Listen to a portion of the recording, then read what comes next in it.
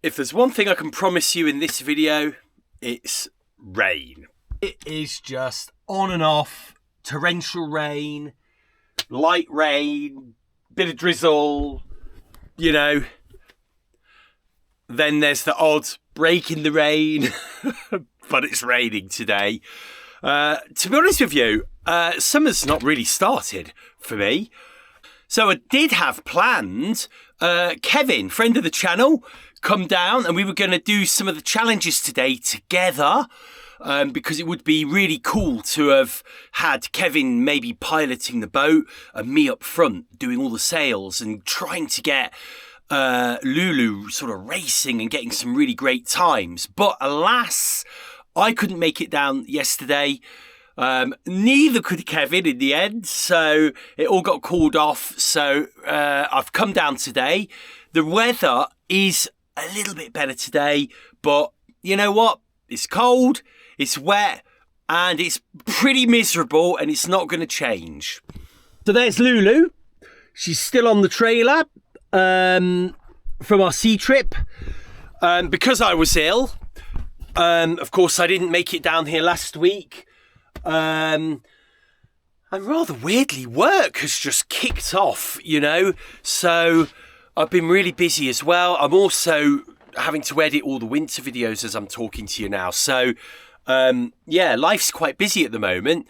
And sailing is kind of getting in the way rather than being a release. So we're going to have to change that because sailing is not meant to be adding to my stress. It's meant to be removing it.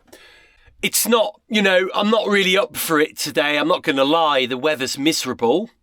But I think one thing's for sure. We've got to get Lulu back on a mooring. I don't really want her sat there.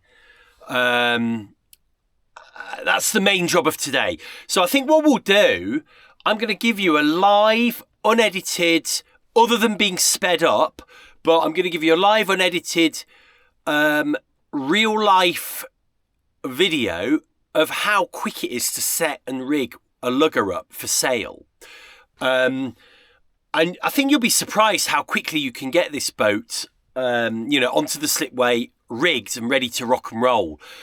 So much so that a lot of people have said, you know, when you're not keeping up with those wayfarers on the sea, you're not counting your rigging up time and you could be set off like half an hour to an hour before them, which is quite interesting, isn't it? So I think we'll do that today. I think the main priority will be getting Lulu back on her mooring, and then we'll take it from there. I have actually got someone to see today, a friend of mine from Bala who's been in hospital. So he did say he's going to pop down and say hello. But because of the weather, I might offer to go and see him. So I might choose to do that today. So hopefully there'll be value in the video. If there is a sailing video, we'll put that up next as well.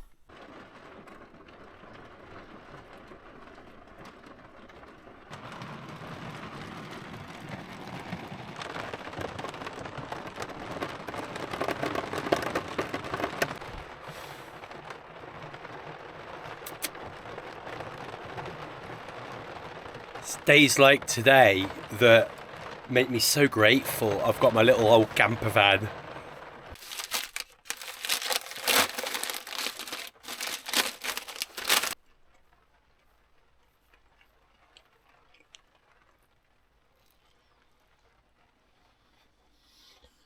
One thing we can do while we're waiting is I need to make a few more of these little elastic megismos.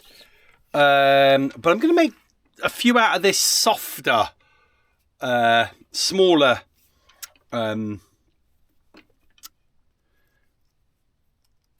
elastic because I just think this stronger elastic is so tough, and I end up pinging them off. And I lost a couple of these on my last trip. Went straight into the sea and they don't float.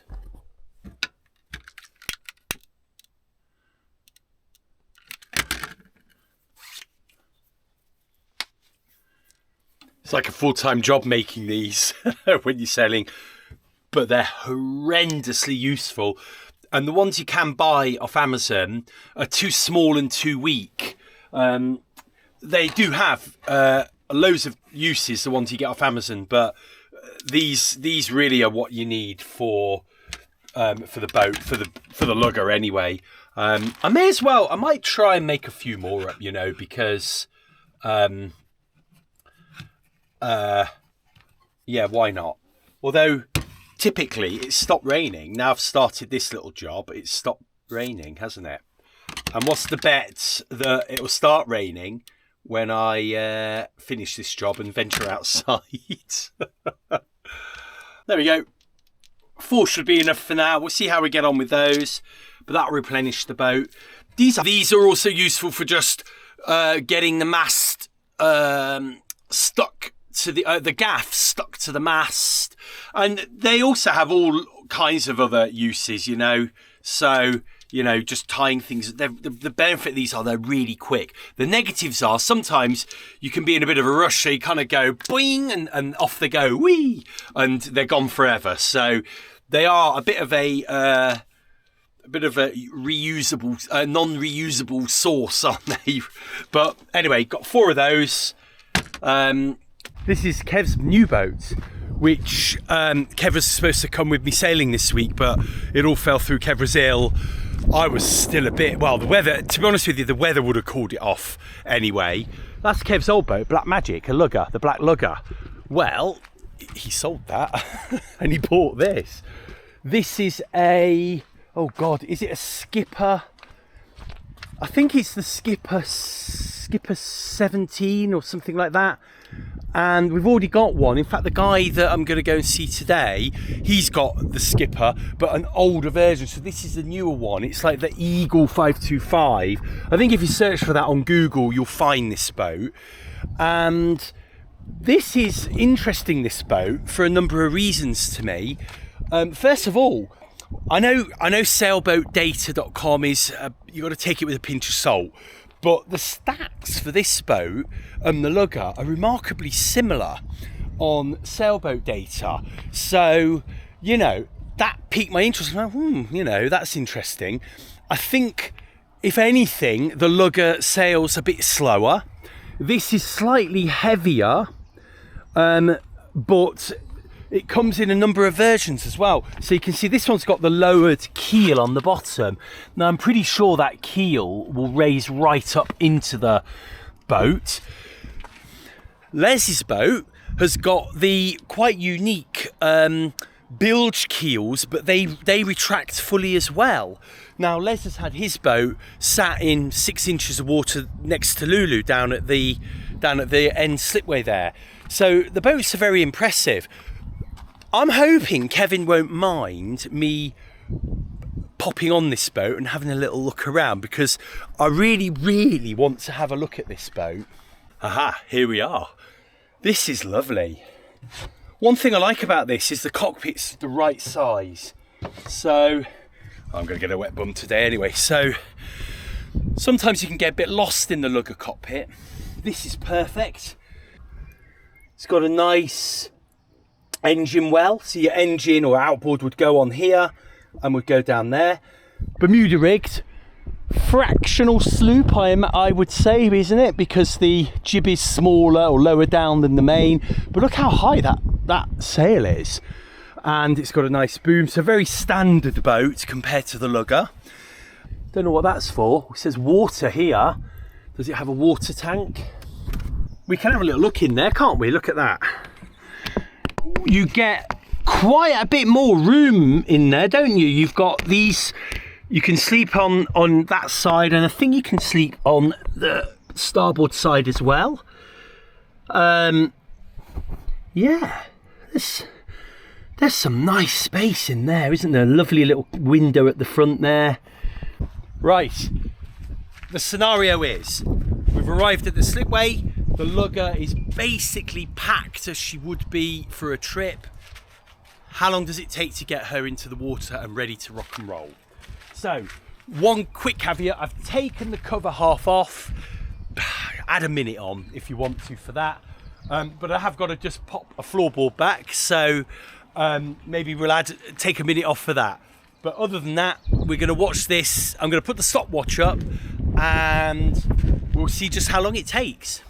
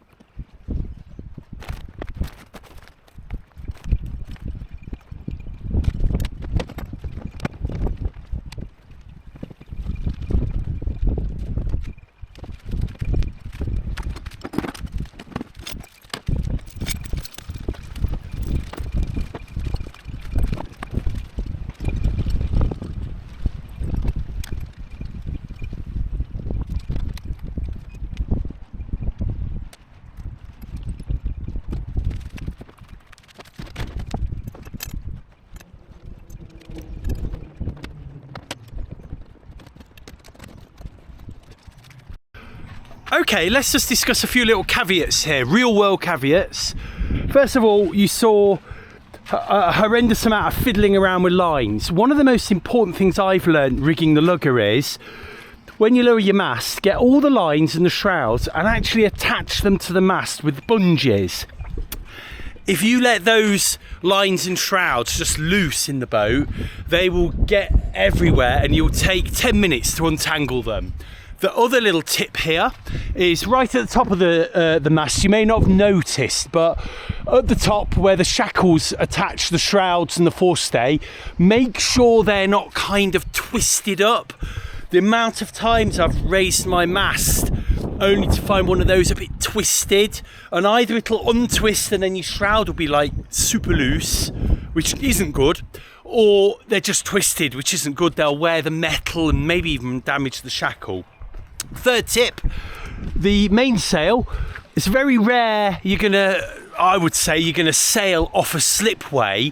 You're usually you may row, but usually going to use your outboard. So stow the sail like the mainsail, like you would stow it normally.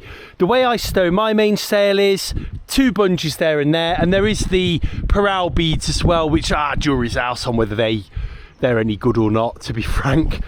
Make sure your knot is in the right spot there. You can see my halyard hitch. The knot is in the right spot so we don't get any twist on the gaff. And then I like to stow my sail forward. You can see it's all tied up. It's not going to unravel. Some people fold this up and bungee it. Some people stow it down here. I kind of just stow it forward. I quite like doing that. You'll see I've got my anchors in. Okay, not quite ready to rock and roll, but they don't take long to do. You'll also notice that my shrouds were on the outside. I dip them over the side like that to make sure they're on the outside of the shrouds. We've got the e-propulsion rigged up today. Okay, arguably it's a bit easier to get this going than it is a petrol outboard, but it doesn't really take long to put my fuel tank on there, strap it down, connect it up, and that's that really. So I don't think you're saving much time. Because we're motoring, the mizzen sail is furled. Now you could furl it properly and then get this nice and tight. This was packed, I must say, I packed the boat up in a bit of a hurry. I think you always do, don't you, from the slipway? You always pack your boat up in a hurry. You just want to get home, it's late, you're tired. Had I had my boat at home, I would have got it properly prepped, ready to go.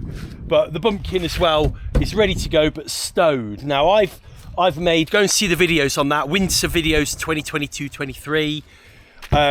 I've made this hole here bigger, so I can actually pull this in and out, like from here, and you just get this little bit of leather here. I actually glued my leather. They're not tacked in at all, and that makes it nice and secure and firm there. That solved the bumpkin issue for me. I know a lot of people like to put a boom on their mizzen, but I've not quite, as much as I love the boom, I've not quite got to that yet. But that, apart from putting the solar panel on and just getting the cover sorted, I'm not going to count the boom. That's just going to stay there for now. The other thing I do is get 2 lines ready. So I've got 1 line here connected to the main forward cleat, goes through here. You can just put it straight through the fair lead, but if it pops out, it's just one more thing to worry about, isn't it? So put it through here, so then you know you're going to have that line there. That line will be your main control line as the boat comes off the trailer. Now, some people do put the line around here, do a little figure of 8, and you can let the boat off gently, but the lugger's so easy to launch that I don't need to do that. I did it the first few times, but once you get used to launching this boat, you don't need to do that at all. She's a big dinghy. I've got another line. I actually attach it here. I've got my ladder attached there, and this is in the way, so this is more than adequate. I just put it through the fair lead, but it doesn't matter because the cleat's so close to that. This is my aft line, so you'll see the wind and the currents, and could be a tide if you're on the seas going that way. when we launch the boat, she's going to drift. Her bum is going to come right out and very quickly. There's somewhat of a strong current here because it's where we flows out into the river there. So, you know, while it's not like super strong, it's strong enough to have the stern of the boat coming out quite quickly. So control it with that. And you can stand then right at the front of the boat here. Here's the line coming right up here. It's 2 meters longer than the blue line. And I know I've got control of the back, control of the front. I can then walk her round to the top of the jetty and moor her up with both of those lines. Some other little extras I haven't counted in the time, but I obviously fitted my solar panel. Took me 30 seconds. Got my paddle ready because I'm going to need to get a tadpole blown up to get off the mooring. I've stowed my boom because we're not going to be needing that today. And I just got my anchors and faff ready. I don't have much faff on my boat, but when you go cruising, of course, you know, you have whatever faff you want to have. That's the whole point, you know, especially when you're a certain age. Make sure you've got all the faff and clobber that makes you happy, makes you comfortable. I'm comfortable having very little. It's just the way I am. Lean, mean, quick release, that's just me. Last thing I do is I just attach my Helm steady, my Helm tiller tamer, which for me, just line just works brilliantly. And I do need to replace that actually, because this was put on very quickly by on the sea trip when the other one finally gave out. And the last thing I do, two last things I do, centerboard, make sure that's cleated really properly. This cleat here is not reliable, you can knock it. If the centerboard comes out when you're trying to get her off the trolley, it can be a blooming nightmare. It can get wedged, all kinds of things. And at the least, you could damage the boat, you know? And then the last thing is the rudder. Well, I've just taken my rudder and put it in the van because I'm taking it home. I do have a rudder rest. It's just a piece of wood I made myself. Go to the Pettigrew's Lugger website. He will show you how to make one. It's basically a block of wood that you bang in here, put the rudder on top, and it keeps the rudder from going down. Now, if we get a little line to pull the kickback rudder up, we may not need it. And then what I normally do is just tie the tiller to the mizzen mast, because that will stop the tiller from whacking you on the head. Because if you don't do that, the tiller will either whack you on the head or it'll be in its 90-degree position and it'll poke you in the eye. It's like a boom. It's guaranteed to do something. And on that note, we're going to dive in, have a cup of coffee because it's starting to rain quite badly, and next job will be to launch her. I'm not going to video that because I've got so many videos of me launching the boat. I'm not going to do another one, but that's how you rig the lugger. I think if we had her prepped at home and I had her prepped for the video, this was absolutely raw. Hand on heart, this is how she was as I took her from the slipway 2 weeks ago. If I got her ready properly, I think we'd have broken 20 minutes today. I should have videoed that because it took me like 2 minutes to get her off the trailer. I just wanted to show you a quick thing. Look where the beel bearings are. Okay, there's a few big waves come in, but that, you know, she's more than happy launching in that sort of water. And the slipways here are quite shallow compared to what you'll find on the sea. And then I like to put it here because we've got nice deep water here. I think with the tide and whatnot here, you can get caught in here and it gets shallow quite quickly. The other reason I've got her on here, I'm going to leave her here for an hour, just going to check she's got no leaks because I'm paranoid about that now. And you can get the engine down here, you see, and then you can motor on and out that way quite nicely. Ooh, some big rollers coming in. I found the waves on the Menai, even in strong winds, were nowhere near what you get here, to be honest with you. So, yeah, you always think to yourself, oh, if there's a bad day and you can't go on your sea trip, well, you know, there's always just sailing around the Menai, isn't there? It was lovely. It was a lovely sail, and it's bigger than here, and we've got loads of places to sort of try and find on the Menai still. Let's get this boat back on the mooring. Of course, I've been sat in the van for about an hour chatting to Les, and there's been no rain, sun, blue skies even came over. Minute I get in the boat, look at it. There's some heavy weather coming, so the quicker we do this, the better, I think.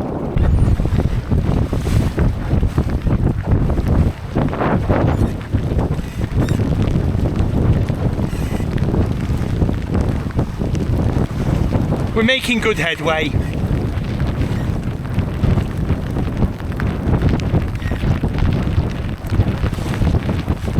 to be a challenging one getting onto the mooring though. That was hard work. You're not going to believe me, but because look, it's calming down now, but it was lashing with rain. The wind was crazy, the waves, you can see the last of the waves coming through still here. The waves are making, I was feeling a tad seasick, just a tickle on the bow there, looking down, trying to tie things up.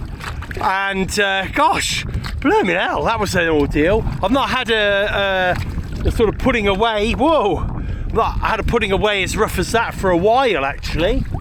So there she is anyway, look, all moored up, and we're just going to go home now. I was going to get the drone up, but it's too windy, it's too rainy.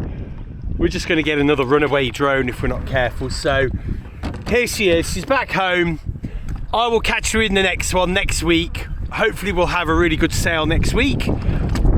And yeah, wish me luck getting back. Bye bye.